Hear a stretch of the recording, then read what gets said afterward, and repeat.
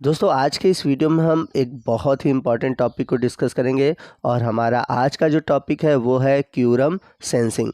और ये जो टॉपिक है ये टॉपिक आपके BSc first year first semester botany के यूनिट सेकंड माइक्रोबियल वर्ड से लिया गया है। तो आइए समझते हैं कि क्यूरम सेंसिंग होता क्या है। तो मान लेते हैं एक बैक्टीरिया है, ठीक। अब ये बैक्टीरिया किसी दूसरे बैक्टीरिया से कम्युनिकेट करना चाहता है, यानी कि बात करना चाहता है, या फिर हम ऐसे भी कह सकते हैं कि जब एक बैक्टीरिया किसी दूसरे बैक्टीरिया को सिग्नल भेजता है या फिर खुद अपने आप को भी उसको सिग्नल भेजना होता है, तो बैक्टीरिया के बीच में जो भी कम्युनिकेशन होता है उस प्रोसेस को हम बोलते हैं क्यूरम सेंसिंग। तो क्यूरम सेंसिंग के द्वारा एक बैक्टीरिया किसी दूसरे बैक्टीरिया के साथ कम्युनिकेट करता है। अब बात आती है कि बैक्टीरिया आपस में कम्युनिकेट करते कैसे हैं। तो जैसा कि हम सभी जानते हैं कि हम इंसान हैं, तो अगर हमें आपस में कम्युनिकेट करना होता है तो हम एक दूसरे से बात कर सकते हैं, या फिर हो सकता है बात नहीं करें तो हम एक दूसरे से इशारे कर सकते हैं। लेकिन बैक्टीरिया कैसे कम्युनिकेट करेगा? उसके पास तो बात करने के लिए कोई ऑर्गन नहीं है या फिर इशारे करने के लिए कोई ऑर्गन नहीं है। तो यहाँ पर मैं आपको बता दूँ कि बैक्टीरिया आपस में कम्युनिकेट करने या फिर एक दूसरे को सिग्नल भेजने के लिए एक सब्सटेंस सिक्रीट करता है जिसे हम बोलते हैं ऑटो इंड्यूसर। तो यहाँ पर हम कह सकते हैं कि बैक्टीरिया के अंदर जो सिग्नल होता है वह ऑटो इंड्यूसर के रूप में होता है। तो आइए देखते हैं कि हम क्यूरम सेंसिंग को कैसे डिफाइन कर सकते हैं।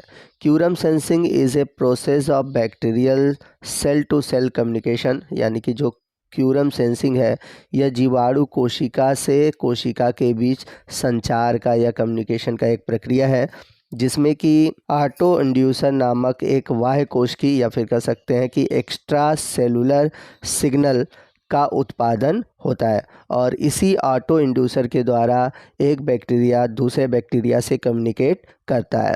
तो यहाँ पर आपको मैं बता दूं कि जो कोरम शब्द है ये एक लैटिन वर्ड है जिसका मतलब होता है कि एक ग्रुप के जो मेंबर होते हैं आपस में एक दूसरे से लीगली एक्टिविटी करते हैं। तो कोरम एक तरह से देखा जाए एक ऐसा शब्द है जिसका मतलब होता है ग्रुप या समूह।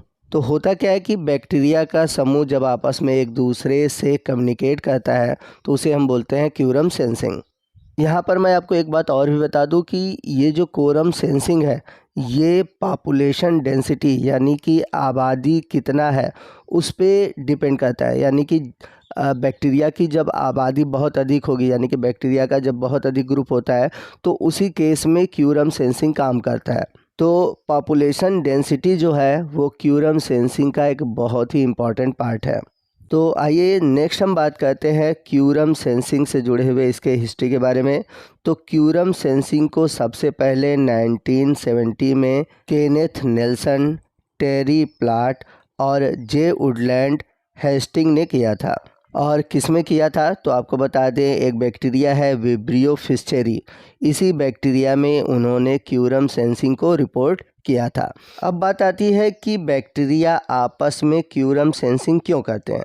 तो बैक्टीरिया क्या करते हैं कि कुछ स्पेशल टाइप के जो फिनोटाइप हैं उसको रेगुलेट करने के लिए क्यूरम सेंसिंग करते हैं, या फिर किसी प्रोसेस को रेगुलेट करना होता है तो उसके लिए क्यूरम सेंसिंग करते हैं। तो अगर हम एग्जांपल के रूप में अगर बात करें तो बायोफिल्म का फॉर्मेशन। अब बायोफिल्म क्या है? तो बैक्टीरिया द्वारा किसी सतह पर चिकनी परत बनाना कहलाता है बायोफिल्म। इसके अलावा वायलेंस फैक्टर, यानी कि कोई बैक्टीरिया कितना ख़तरनाक होगा इसके लिए ये क्यूरम सेंसिंग करते हैं। इसके अलावा मोटेलिटी के लिए यानी कि मूवमेंट के लिए करते हैं, या फिर बैक्टीरिया कुछ ऐसे विशेष प्रोसेस को रेगुलेट करने के लिए भी क्यूरम सेंसिंग करते हैं। जैसा कि सबसे जो इम्पोर्टेंट है वो है बायोल्यूमिनेसेंस। तो बायोल्यूमिनेसेंस का मतलब क्या है कि कुछ बैक्टीरिया क्या होते हैं, चमक उत्पन्न करते हैं, यानी कि जब ये ग्रुप में रहते हैं तो वो चमक उत्पन्न करते हैं, तो उसे हम बोलते हैं बायोल्यूमिनेसेंस। या फिर नाइट्रोजन फिक्सेशन के लिए, या फिर जो रिप्रोडक्शन में अगर आप देखेंगे जो कंजुगेशन है उसके दौरान, तो इन सभी प्रोसेस में भी क्यूरम सेंसिंग का यूज़ किया जाता है। आइए नेक्स्ट हम बात करते हैं कि ये जो कोरम सेंसिंग है ये काम कैसे करता है, यानी कि इसका मैकेनिज़्म क्या है। तो बैक्टीरिया में अगर देखा जाए तो कोरम सेंसिंग के दो चीज़ों की ज़रूरत पड़ती है। एक तो है ऑटो इंड्यूसर या इसी को हम बोलेंगे फिरोमोन्स, जो कि एक सिग्नलिंग मॉलिक्यूल है, और दूसरा होता है ज़रूरत वो है रिसेप्टर का। तो रिसेप्टर होते क्या हैं, ये सिग्नलिंग मॉलिक्यूल को डिटेक्ट करते हैं और उसके अनुसार अपना रिस्पांस देते हैं। तो आइए नेक्स्ट हम बात करते हैं कि जो ग्राम पॉजिटिव और ग्राम नेगेटिव बैक्टीरिया हैं उनमें कौन कौन से सिग्नलिंग मॉलिक्यूल होते हैं और वो कौन कौन से रिसेप्टर के द्वारा कोरम सेंसिंग को कंट्रोल करते हैं। तो यहाँ पर आप देख सकते हैं ग्राम पॉजिटिव और ग्राम नेगेटिव बैक्टीरिया लिखा हुआ है।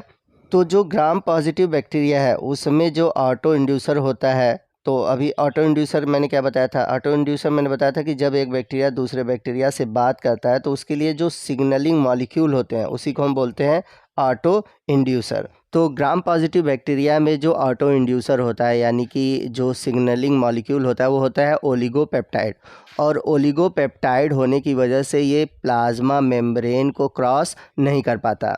अब इसको क्रॉस न कर पाने का रीज़न क्या है, इसका रीज़न ये है कि जो प्लाज्मा मेम्ब्रेन है, ठीक है, प्लाज्मा मेम्ब्रेन जो होती है ये चार्जेबल होती है, ठीक।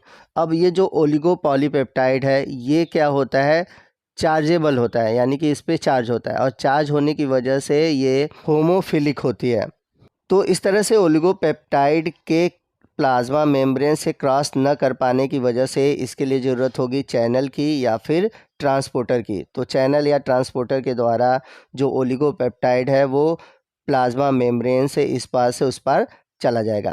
अब बात करते हैं हम ग्राम नेगेटिव बैक्टीरिया की। तो ग्राम नेगेटिव बैक्टीरिया में जो ऑटो इंड्यूसर होता है वो होता है AHL, यानी कि एन एसिल होमोसेरीन लैक्टोन।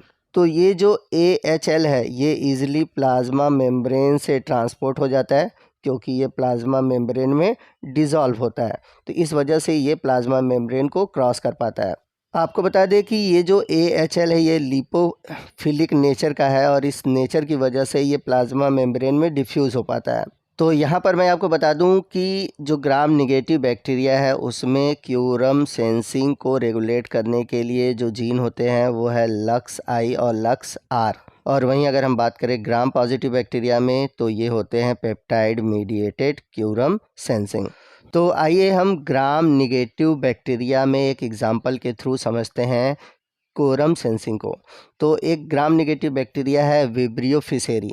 अब ये विब्रियो फिसेरी जब बहुत अधिक मात्रा में होता है यानी कि इसकी जब पॉपुलेशन बहुत अधिक होती है तो ये आपस में क्यूरम सेंसिंग करता है, यानी कि आपस में एक दूसरे को सिग्नल भेजता है और इस सिग्नल के द्वारा ये प्रोड्यूस करता है बायोल्यूमिनेसेंस। बायोल्यूमिनेसेंस का मतलब है एक तरह से चमक उत्पन्न करना। जैसे आपने जुगनू में देखा होगा कि कैसे उसके पीछे की ओर एक चमक उत्पन्न होती है, तो वो भी एक एग्जाम्पल है बायोल्यूमिनेसेंस का।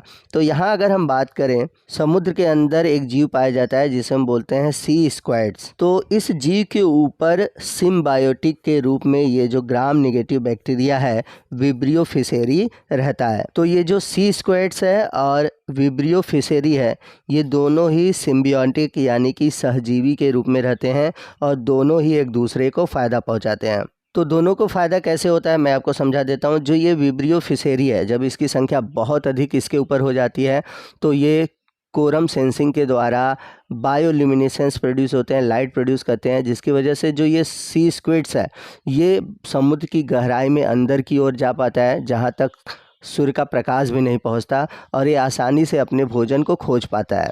अब बदले में विब्रियो फिसेरी को क्या फ़ायदा है? विब्रियो फिसेरी को ये फ़ायदा है कि उसको रहने के लिए एक घर मिल जाता है या फिर कह सकते हैं रहने के लिए स्थान मिल जाता है। तो यहाँ पर आप देख रहे हैं कि दोनों को ही फ़ायदा है, विब्रियो फिसेरी को भी और सी स्क्विड्स को। अब बात आती है कि ये जो ग्राम नेगेटिव बैक्टीरिया है विब्रियो फिसेरी, इसमें ये बायोल्यूमिनेसेंस काम कैसे करता है? तो जैसा कि मैंने बताया था कि इसमें जो ऑटो इंड्यूसर होता है वो होता है AHL यानी कि एन एसिल होमोसेरिन लैक्टोन्स।